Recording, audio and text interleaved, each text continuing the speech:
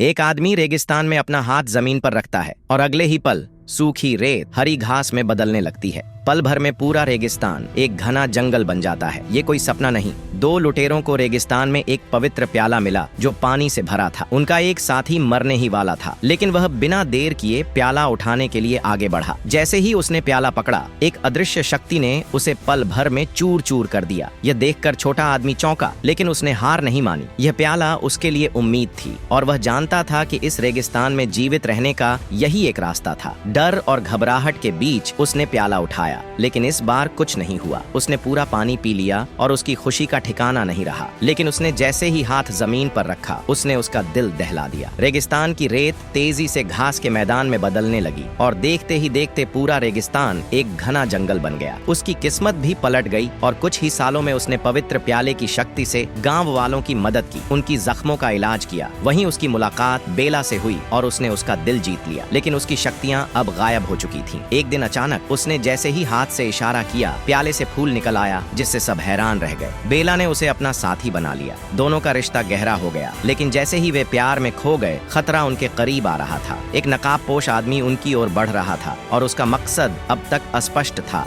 आगे देखने के लिए सब्सक्राइब करें।